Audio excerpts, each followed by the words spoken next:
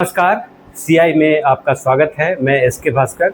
दोस्तों, आज हम लोग बीपीएससी एग्जामिनेशन के प्री वाले जो पेपर होते हैं उस पर डिस्कशन करने जा रहे हैं और आज का जो टॉपिक है वो है मैथमेटिक्स और रीजनिंग।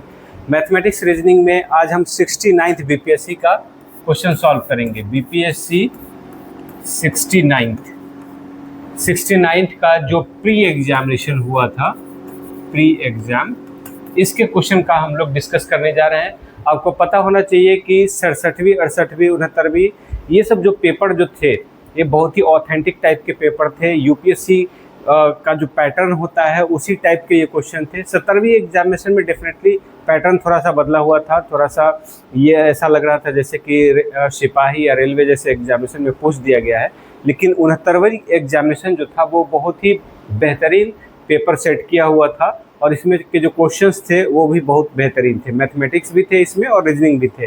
टोटल जनरली 10 क्वेश्चन पूछे जा रहे थे, लेकिन इस वाले पेपर में मैथमेटिक्स और रीजनिंग के टोटल 10 क्वेश्चन नहीं थे, उससे थोड़े से कम थे। तो इसमें हम लोग क्या करेंगे, सबसे पहले क्वेश्चन का डिस्कशन करेंगे और साथ साथ क्वेश्चन का डिस्कशन करते हुए ही हम लोग फिर उसमें जो कॉन्सेप्ट होगा उस कॉन्सेप्ट पर भी डिस्कस करेंगे। तो चलते हैं क्वेश्चन पर, क्वेश्चन डिस्कस करते हैं कि क्या है ये क्वेश्चन। देखिए, यहाँ जो स्क्रीन पर दिख रहा है आपके पास, एक व्यक्ति रमेश जिसके पास 100 वर्ग गज भूमि का एक प्लॉट है, उसके पास 100 गज का एक भूमि था, प्लॉट है। वह अपने पड़ोसी सुरेश, यहाँ दो आदमी है, रमेश है और सुरेश है, जिसके पास भी 100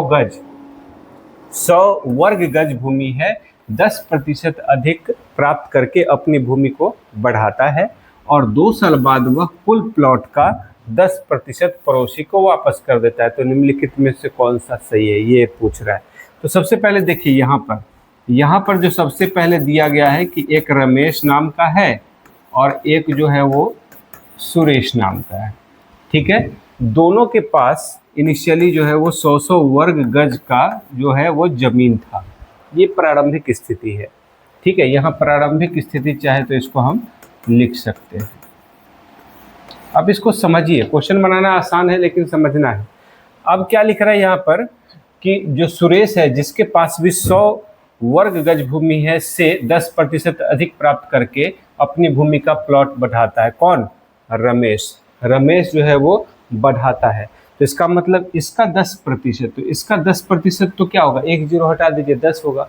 तो इसमें से 10 माइनस कर लेता है, मतलब अब इसके पास 90 ही बचता है और वही 10 गज इसके पास आ जाता है। तो अब ये हो जाता है 110। ठीक है, और जब 2 साल हो जाता है तो कुल प्लॉट का 10%, ये जो रमेश है क्या करता है, पड़ोसी को वापस बेच देता है। तो इसका 10% जो होगा, एक जीरो हटा दीजिए तो कितना बचेगा, 11। इसमें से 11 माइनस कर लेता है, मतलब इसके पास अब 99 है और ये 11 इसको दे देता है। तो 90 में अगर हम 11 जोड़ेंगे तो ये कितना हो जाएगा, ये हो जाएगा 101। अरे समझ में। अब 2 साल बाद की स्थिति क्या है, रमेश के पास 99 वर्ग गज जो जमीन है, देख रहे हैं, वर्ग गज भूमि है, और सुरेश के पास 101 है। ठीक है, तो अब लिख रहा है कि निम्नलिखित में से कौन सा सही है। तो सुरेश की भूमि रमेश से अधिक है। तो सुरेश की जो भूमि 101, रमेश यानी 99 से ज़्यादा, यही ऑप्शन राइट है। जैसे ही एक राइट मिल गया, इसका मतलब यही हमारा राइट है, बाकी सब रॉन्ग है। फिर भी चेक कर लेते हैं। लिख रहा है कि रमेश की भूमि सुरेश से अधिक है। नहीं, ये गलत है, रमेश की कम हो गई है। दोनों बराबर है, ये तो बिल्कुल नहीं है। उपयुक्त में से कोई नहीं, ये भी नहीं। ऑप्शन ए यहाँ पर राइट हो जाता है। आ रहा है समझ में। तो इस तरह के क्वेश्चन हम लोग सॉल्व करते हैं। कभी कभी इस क्वेश्चन को दूसरे मेथड से भी बनाया जा सकता है। मान लीजिए कि इनिशियल जो स्थिति है वो 100 है, 10% घट गया, मतलब बढ़ा लिया, मतलब क्या होगा कि 10% बढ़ गया, मतलब 110 हो गया। 10% और इसमें माइनस कर लिया, मतलब 99 हो गया। यानी ये जो स्थिति है रमेश की, वो 100 से 99 पे आ गया, यानी एक घट गया है। तो ये एक जो घटा है, ये आखिर एक किसको दिया होगा, सुरेश को दिया होगा। सुरेश के पास पहले 100 था, उसमें से इसका घटा हुआ बढ़ गया, वही 101 हो गया है। अरे समझ में। तो परसेंटेज मेथड से इस तरह से भी कर सकते हैं और यहाँ पर कंपेयर करके हमने बताया कि किस तरह से इसको सॉल्व करना है। दोनों तरीका है, जो आपको समझ में आए उस हिसाब से आप समझ सकते हैं। ठीक है, अगला जो क्वेश्चन है, यहाँ आप देख सकते हैं कि एनालॉगी से है ये, निम्नलिखित विकल्पों में से कौन सा बेजोड़ युग्म है। बेजोड़ का मतलब यहाँ बहुत ही अच्छा नहीं है, बोलते हैं ना कि ये बहुत ही बेजोड़ है। बेजोड़ है मतलब कि बहुत अच्छा है, वो ऐसा बेजोड़ नहीं, मतलब बिना जोड़ा का है। यहाँ बेजोड़ का मतलब क्या हुआ, बिना जोड़ा का। जैसे शराब, ब्रेवरी, ब्रेवरी मतलब कि जो पीने वाला जो चीजें होता है उसको बोला जाता है, तो उसमें शराब जो है उसका एक पार्ट है, तो ये तो एकदम सही लग रहा है। स्टेशनरी, उसमें बहुत सारे पेन, कागज, कलम, ये सब बहुत सारे चीजें आता है, उसका एक पार्ट है कागज, ये भी एकदम सही लग रहा है। मिलिनरी के मतलब होता है जो सर पर जो पहना जाता है, मतलब टोपी या टोपी जैसा अन्य कुछ जो भी है वो सब आता है मिलिनरी में आता है, तो उसमें बोलते हैं टोपियाँ, तो टोपी उसका एक भाग है, तो ये भी राइट है। स्नॉबरी का मतलब होता है एक तरह से नीचा दिखाना। स्नॉबरी का मतलब क्या होता है, नीचा दिखाना, लेकिन ये तो नीचे पहनने का चीज़ है जूता, तो ये नीचा दिखाना और जूता दोनों अलग अलग चीज़ें हैं, इसका मतलब ये सही सटीक नहीं है, इसका मतलब ये जोड़ा सही नहीं है, ये बिना जोड़ा का है, यानी यही जो है ये बेजोड़ है, बेजोड़। आ रहा है समझ में, बिना जोड़े का है, तो ऑप्शन सी जो है यहाँ पर राइट आंसर हो जाएगा। क्लियर। चलिए नेक्स्ट क्वेश्चन पर चलते हैं। यहाँ लिखा है कि निम्नलिखित संख्या श्रृंखला में प्रश्न चिन्ह यानी जो क्वेश्चन मार्क है के स्थान पर क्या आना चाहिए। तो सबसे पहले 132 पहले क्वेश्चन लिख लेते हैं, फिर है यहाँ पर 156, फिर ये क्वेश्चन मार्क है, फिर ये है 210, फिर आप देख सकते हैं 240, और फिर यहाँ देख सकते हैं 272 है, इस तरह से। तो क्वेश्चन मार्क की जगह पर क्या आना चाहिए, जो पहली बार हमें जो दिख रहा है इसके बीच का डिफरेंस, इसमें अगर 30 प्लस करेंगे तो ये 40 आ जाता है, और इसमें 32 ऐड करेंगे तो 72 आता है, मतलब 2 का डिफरेंस है। और यहाँ से हमें पता चल रहा है कि इसको अगर हम 24 प्लस कर ले 132 में तो ये 156 आता है। इसका मतलब है कि 2 का डिफरेंस, यहाँ दोनों में 2 का डिफरेंस है ना, 2 का डिफरेंस है, 30 में +2 करेंगे तो 32 आएगा।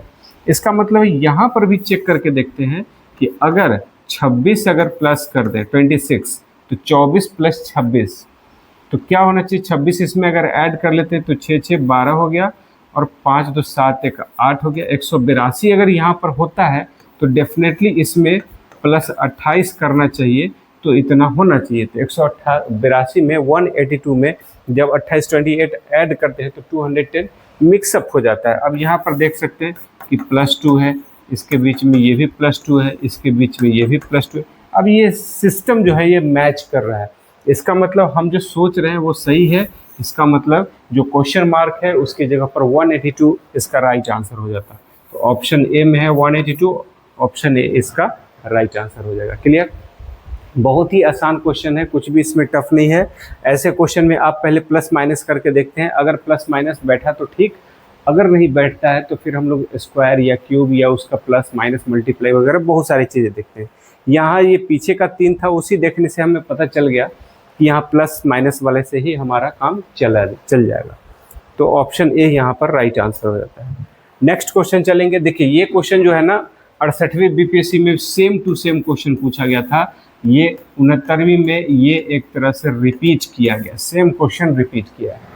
तो मैथमेटिक्स में रिपीट हो जाता है, देखिए बहुत ही खतरनाक बात है। इसमें क्या बताया था हमने कि देखिए 44 है, 44 में से अगर हम 37 घटाएंगे और उसको 7 से गुना करेंगे तो 49 होता है, यानी बीच वाला। ठीक है, 49 में देख रहे हैं ना 7 से गुना है, तो 44 में से 37 घटाएंगे तो भी 7 होगा। उसी तरह ये 35 है, तो आप देख सकते हैं कि 58 में से अगर हम 53 घटा लेते हैं तो 5 होता है, इसको 7 से मल्टीप्लाई करते हैं तो ये होता है 35, जो कि यहाँ मैच कर रहा है। इसका मतलब जो क्वेश्चन मार्क है उसकी जगह 52 में से 41 माइनस करेंगे और 7 से मल्टीप्लाई करेंगे, मतलब ये हो गया 11, 11 को 7 से मल्टीप्लाई करेंगे तो ये होता है 77, 77। ऑप्शन ए यहाँ राइट आंसर है, ऑप्शन ए राइट आंसर है। ये क्वेश्चन 68 बीपीएससी में भी पूछा गया था, 68वीं वाले में भी पूछा गया था सेम क्वेश्चन। ठीक है, तो पूछा गया तो इसका ये मतलब नहीं कि नहीं बनाऊंगा, बनाना तो जरूरी पड़ता है, तभी तो आपको पता चलेगा कि रिपीट है। देखिए यहाँ लिखा है दिए गए कथन, और ये छोटा लिखा गया लेकिन फिर भी मैं पढ़ देता हूँ जिससे आप आसानी से इसको समझ सकें। दिए गए कथन और निष्कर्ष को ध्यानपूर्वक पढ़िए, निम्नलिखित में से कौन सा या कौन से निष्कर्ष तार्किक रूप से कथन के अनुसार है, विचार कीजिए। कथन है किसी एक दिवसीय क्रिकेट मैच में टीम में 200 रन बनाए, कुल 200 रन बनाए, जिसमें से 160 स्पिनरों ने बनाया, स्पिनरों ने बनाया, ठीक है। और 200 रन जो है वो कुल है। क्लियर है।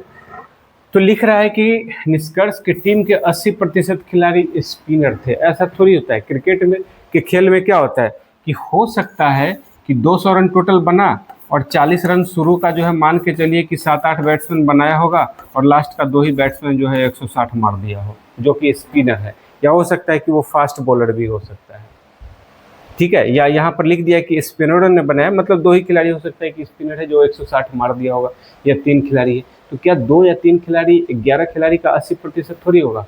11 खिलाड़ी जो होगा कम से कम 7-8 खिलाड़ी से ऊपर ही होगा। तो ऐसा हो नहीं सकता है कि इस क्रिकेट के मामले में हम कह नहीं सकते कि कौन कितना रन बना देगा, इसलिए ये स्टेटमेंट गलत लग रहा है। ओपनिंग बल्लेबाज स्पिनर थे, ये कहाँ पता चल रहा है। ओपनर हो सकता है, जैसे मान के चलिए कि ओपनर है रोहित शर्मा है, और जो अभी के जो ओपनर हैं जैसे यशस्वी जायसवाल हो गए, या वनडे में शुभमन गिल हो गए, तो बहुत सारे ऐसे हैं कि जो कम रन पे आउट हो गए और बाद में पता चला कि स्पिनर्स जो भी थे बैट्समैन उन्होंने अच्छा स्कोर कर दिया। तो यहाँ पर इसका ये मतलब थोड़ी है कि ओपनिंग स्पिनर था, ऐसा कोई ज़रूरी नहीं है। हाँ, ओपनर स्पिनर के रूप में आएगा और तब 160 मार देगा, ये भी कहना सही नहीं है। हो सकता है वो जल्दी में आउट हो गया हो और बाद का जो स्पिनर है वो मतलब रन बनाया हो। तो इसमें कुछ कहा नहीं जा सकता इस रन को देखते हुए। इसके लिए ये भी स्टेटमेंट जो है ओपनिंग बल्लेबाज स्पिनर थे, ये भी कहा नहीं जा सकता, नहीं कहा जा सकता, तो इसको गलत मान के चलेंगे। तो यहाँ लिख रहा है कि न तो एक न ही दो कथन अनुसरण करता है। ऑप्शन सी यही हमारा राइट आंसर है। ऑप्शन सी, न तो यहाँ पर स्टेटमेंट फर्स्ट और ना ही स्टेटमेंट सेकंड, दोनों में से कोई भी अनुसरण नहीं करता है। ऑप्शन सी यहाँ पर राइट आंसर हो जाएगा। आ रहा समझ में। नेक्स्ट क्वेश्चन हम लोग देखते हैं। यहाँ लिख रहा है कि एक कूट भाषा में यदि ग्रेट को इतना लिखा जाए और मॉन्क को इतना लिखा जाए तो उसी भाषा में विगोरस को कैसे लिखा जाएगा। तो देखिए टी है, टी का वैल्यू है यहाँ पर 20। यहाँ पर और सबको देखने की जरूरत नहीं है, बस 2 या 3 को देख करके ये आपका बुद्धि टेस्ट ले रहा है।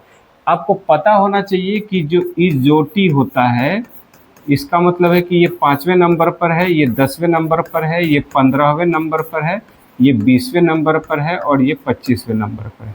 तो यहाँ टी जो है वो 20वें नंबर पर है, ये पता चल रहा है।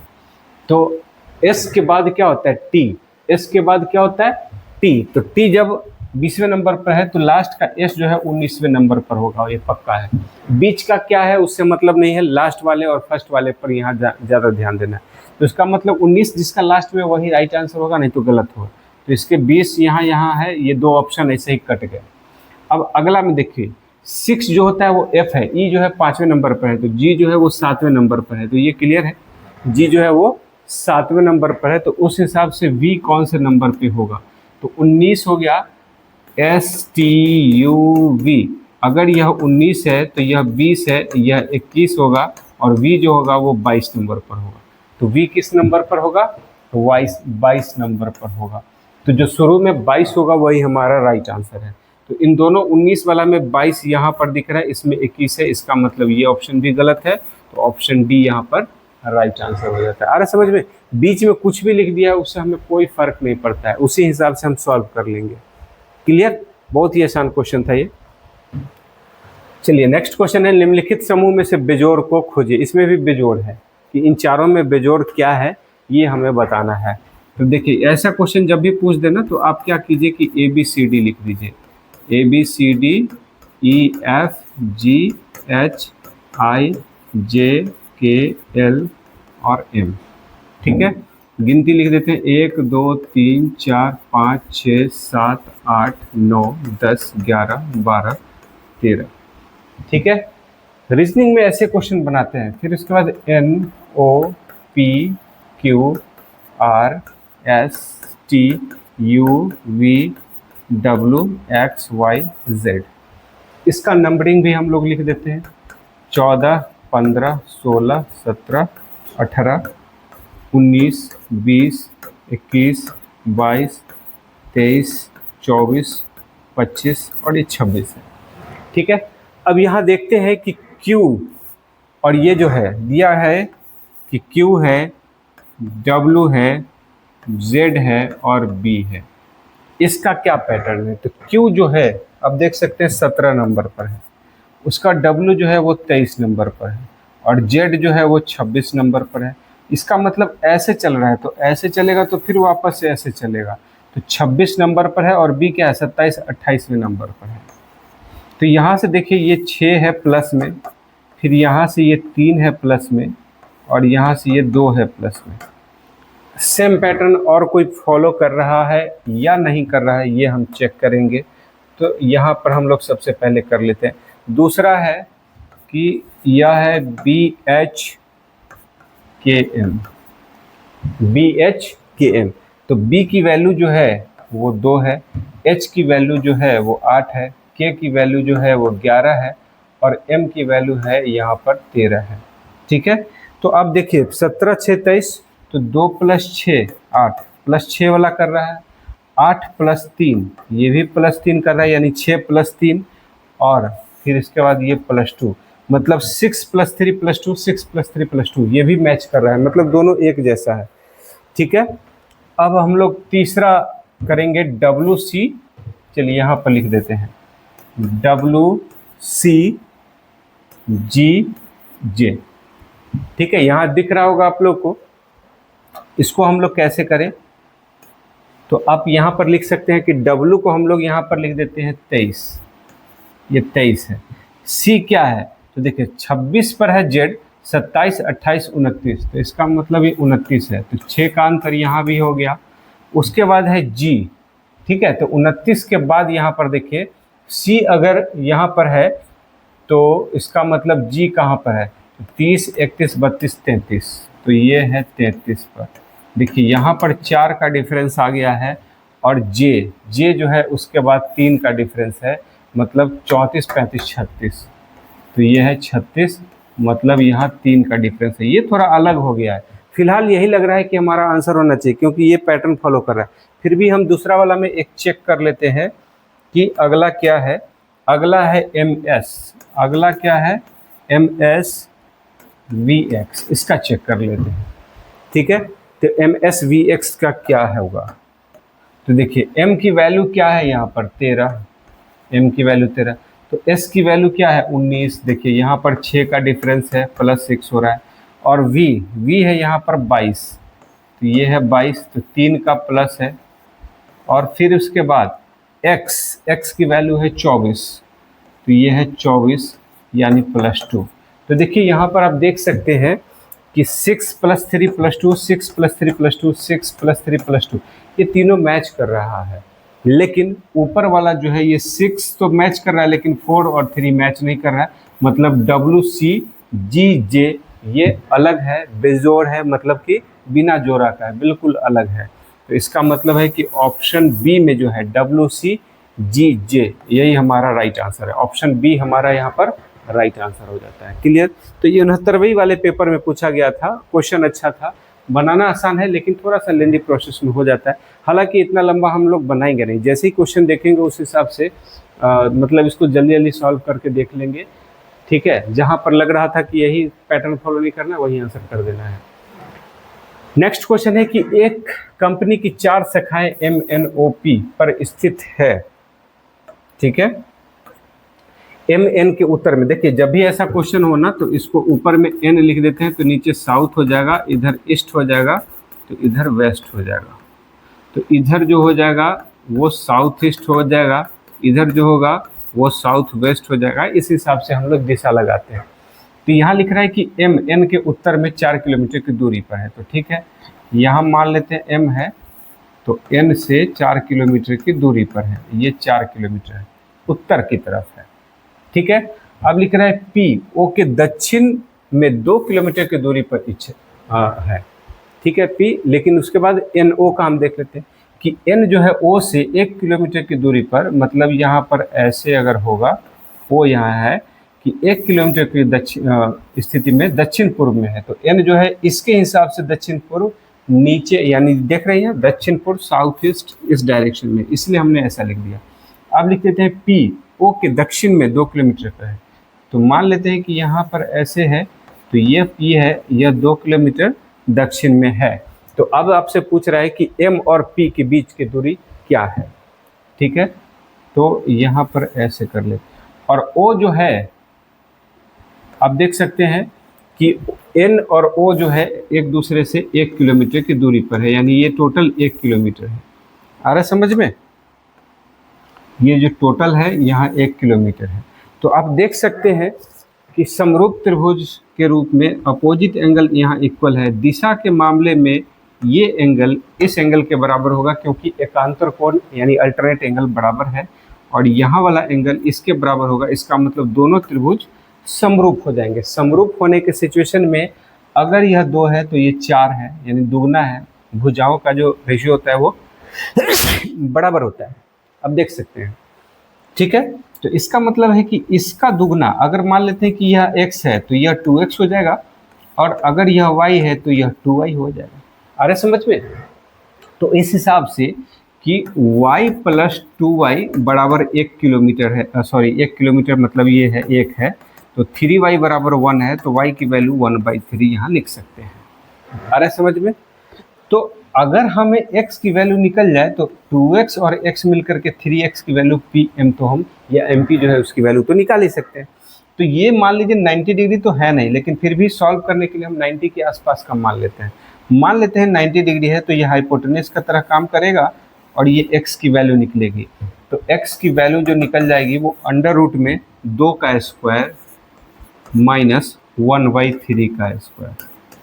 तो इसका मतलब ये हो जाएगा 4 माइनस 1/9, मतलब इसके आसपास में, तो 9 चौका 36 माइनस 1, मतलब इसको अंडर रूट 35/3। ये किसकी वैल्यू निकली? x की।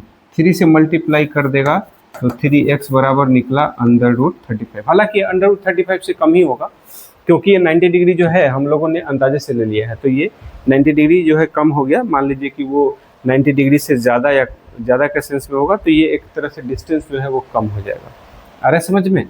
तो आप देख सकते हैं कि 3x जो है वो MP है। 3x का मतलब क्या है? MP है। MP मतलब M से लेकर के P तक का डिस्टेंस, क्योंकि यह 2x है और ये x है, दोनों को मिलाएंगे 3x।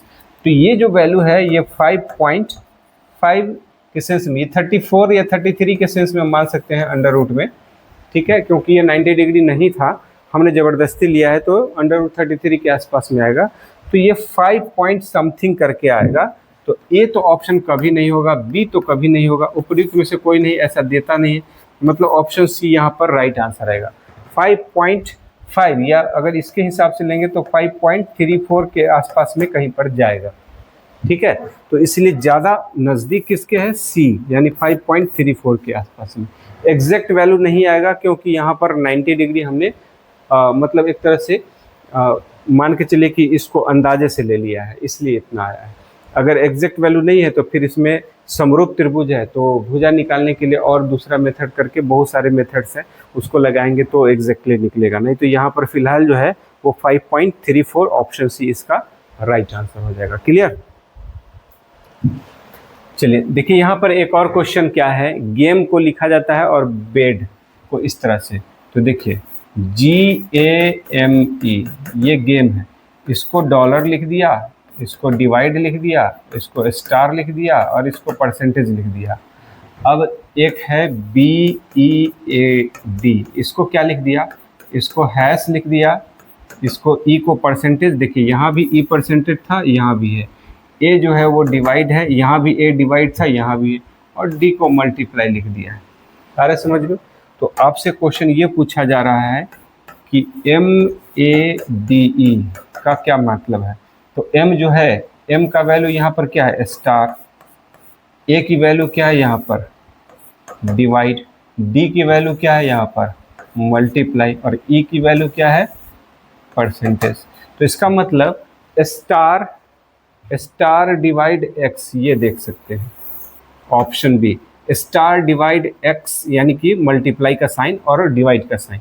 ये ऑप्शन बी हमारा राइट आंसर है। ये सबसे इजी था इस मैथमेटिक्स और रीजनिंग वाले में, सबसे ज़्यादा इजी क्वेश्चन यही था।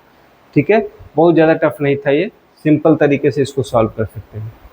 अगला है, ये भी डायरेक्शन से रिलेटेड। देखिए एक ही एग्जाम में दो क्वेश्चन डायरेक्शन से पूछ दिया। जब भी डायरेक्शन से क्वेश्चन पूछे तो ऊपर में आप नॉर्थ लगाएंगे, नीचे में साउथ लगाएंगे, इधर आप ईस्ट लगाएंगे और इधर आप वेस्ट लगाएंगे। ठीक है, पहले इतना लगा लीजिए। आगे पढ़ते हैं, क्यू पूर्व की ओर यात्रा करता है। तो चलिए यहाँ पर हम लगा देते हैं, क्यू जो है वो पूर्व की ओर, मतलब इस डायरेक्शन में जाता है।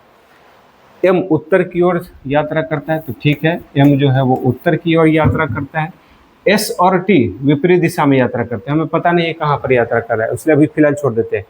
टी क्यू के दाईं ओर यात्रा करता है। तो देखिए ऐसे अगर क्यू है तो इसका दाईं ओर नीचे की तरफ होगा। ठीक है, तो इसका मतलब टी जो है वो नीचे की ओर यात्रा कर रहा है। और यहाँ लिख रहा था कि एस और टी विपरीत दिशा में, इसका मतलब एस जो है वो ऊपर की तरफ यात्रा करेगा। तो लिख रहा है निम्नलिखित में से कौन निश्चित रूप से सत्य है। तो यहाँ लिख रहा है कि एस पश्चिम की ओर यात्रा करता है, जबकि यहाँ बोलता है नॉर्थ की ओर, तो इसका मतलब ये गलत है। टी उत्तर की ओर यात्रा करता है, टी यहाँ से पता चला दक्षिण की ओर यात्रा कर रहा है, इसका मतलब ये गलत है। फिर लिख रहा है कि एम और एस एक ही दिशा में यात्रा करते हैं, तो एम और एस एक ही दिशा यानी उत्तर में यात्रा करते हैं। फिलहाल ये ऑप्शन सी सही है। और यहाँ लिख रहा है एम और एस विपरीत दिशा में यात्रा करते हैं, नहीं ये तो गलत है। वहाँ से पता चल रहा है कि एम और एस एक ही दिशा यानी उत्तर में यात्रा कर रहे हैं, तो यहाँ ऑप्शन सी जो है ये राइट आंसर है। तो देखा दोस्तों आप लोगों ने कि ये 69th बीपीएससी का एग्जामिनेशन का क्वेश्चन था जो मैथमेटिक्स और रीजनिंग से रिलेटेड है। इसका सीरीज हम लोग ऑलरेडी कर रहे हैं जो प्रीवियस ईयर क्वेश्चन का होगा और मैथ रीजनिंग से रिलेटेड है। तो आप लोग अगर नए हैं चैनल पे तो चैनल जरूर सब्सक्राइब कर लीजिए, क्योंकि यह बीपीएससी का जो आने वाला एग्ज़ाम है जिसका अभी डेट दिया गया है कि 30 अगस्त से यह एग्ज़ाम होगा, 30 अगस्त को यह एग्ज़ाम होगा। तो डेफिनेटली उसके लिए अभी से रेडी हो जाए और ये जो मैं बता रहा हूँ इसको अच्छे से देख सके, इसके लिए चैनल सब्सक्राइब जरूर कर लीजिए। वीडियो अच्छा लगा हो तो कृपया इसे लाइक और शेयर जरूर कीजिएगा। मिलते हैं नए वीडियो में, तब तक के लिए नमस्कार। Thank you for watching.